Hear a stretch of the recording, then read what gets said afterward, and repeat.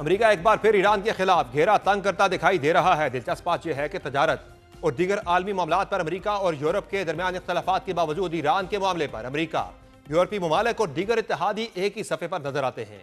سب ممالک کسی بھی ممکنہ کارروائی کے لیے نہ صرف سیاسی اور سفارتی سطح پر بلکہ عسکری طور پر بھی تیاری اور حمایت میں مصروف ہیں۔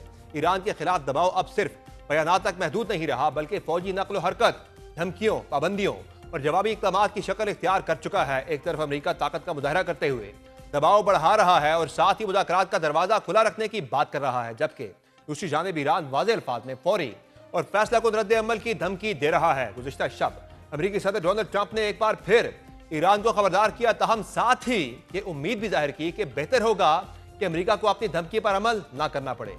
صدر ٹرمپ کا یہ بیان ایک ایسے وقت میں سامنے آیا ہے جب بحری جہازوں کی نقل و حرکت پر نظر رکھنے والے نظام سے معلوم ہوا ہے کہ ایک اور امریکی جنگی جہاز مشرق وسطیٰ پہنچ چکا ہے، جس سے ایران پر ممکنہ حملے کے خدشات مزید بڑھ گئے ہیں۔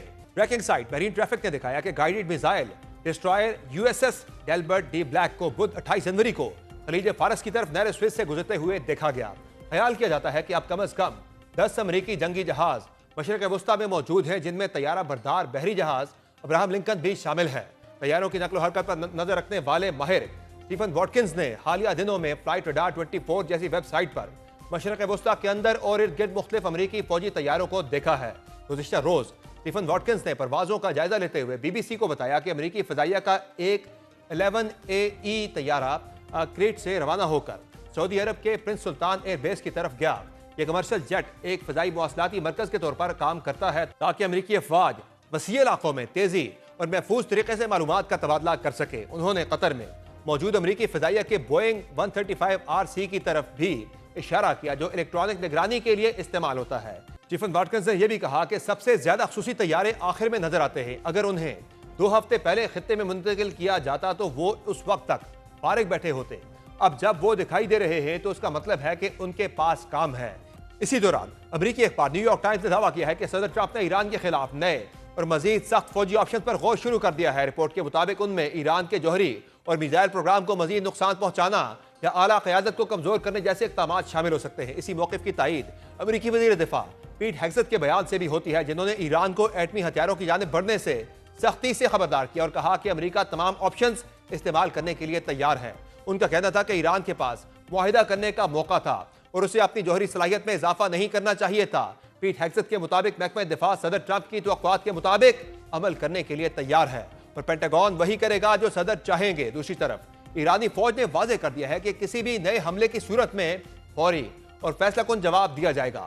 ایرانی سرکاری میڈیا کے مطابق فوج کے ترجمان نے کہا کہ ممکنہ حملے سے نمٹنے کے لیے فوجی منصوبے اور احکامات پہلے ہی جاری کیے جا چکے ہیں۔ ایرانی فوجی ترجمان بریگیڈیئر جنرل محمد اکرمی نے کہا کہ تہران کا جواب کسی بھی امریکی کارروائی پر محدود نہیں ہوگا بلکہ فوری اور فیصلہ کن ہوگا، جیسے کہ گزشتہ سال جون میں ہوا تھا جب امریکی طیارے اور میزائل مختصر طور پر اسرائیل کی ایران کے خلاف فضائی کارروائی میں شامل ہوئے تھے۔ بریگیڈیئر جنرل محمد اکرمی نے سرکاری ٹیلی ویژن کو بتایا کہ امریکی طیارہ بردار بحری جہازوں میں سنگین کمزوریاں موجود ہیں اور خلیجی خطے میں امریکی اڈے ایران کے درمیان فاصلے تک مار کرنے والے میزائلوں کی زد میں ہیں۔ انہوں نے کہا کہ اگر امریکہ نے غلط اندازہ لگایا تو حالات اس طرح نہیں ہوں گے جیسا کہ ٹرمپ یہ سمجھتے ہیں کہ ایک تیز رفتار آپریشن کیا جائے گا اور 2 گھنٹے بعد ٹویٹ کر کے اعلان کر دیا جائے گا کہ کارروائی ختم ہو گئی۔ اسی کشیدہ ماحول میں یورپی یونین نے ایک بڑا اور متنازع فیصلہ کرتے ہوئے ایرانی پاسداران انقلاب کو دہشت گرد تنظیم قرار دے دیا ہے۔ یورپی یونین کی خارجہ پالیسی کی سربراہ کاجا کلاس کے مطابق یورپی وزرائے خارجہ نے اس فیصلے پر اتفاق کیا۔ پاسداران انقلاب ایران کی مسلح افواج کا ایک اہم حصہ ہے جو 1979 کے ایرانی انقلاب کے بعد قائم ہوئی۔ براہ راست سپریم لیڈر آیت اللہ علی خامنائی کو جواب دہ ہے اور ایران کے دفاع، بیرونی آپریشنز، بیلسٹک میزائل اور جوہری پروگراموں کی نگرانی کے ساتھ مشرق وسطیٰ میں اتحادی گروہوں کی حمایت میں مرکزی کردار ادا کرتی ہے۔ اس فورس کے تقریباً 1,90,000 فعال اہلکار ہیں، جبکہ ریزرو سمیت تعداد 6 لاکھ سے زائد بتائی جاتی ہے۔ امریکہ پہلے ہی 2019 میں پاسداران انقلاب کو غیر ملکی دہشت گرد تنظیم قرار دے چکا ہے۔ یورپی یونین کے فیصلے پر ایران نے سخت رد عمل دیا ہے۔ ایرانی وزیر خارجہ عباس عراقچی نے اسے ایک بڑی اسٹریٹجک غلطی قرار دیتے ہوئے کہا کہ کئی ممالک خطے میں ہمہ گیر جنگ روکنے کی کوشش کر رہے ہیں مگر ان میں کوئی یورپی ملک شامل نہیں۔ ان کے مطابق یورپ تنازع کو ہوا دے رہا ہے اور امریکہ کے کہنے پر پہلے سنیپ پیک اور اب ایران کی قومی فوج کو دہشت گرد تنظیم قرار دیتا ہے۔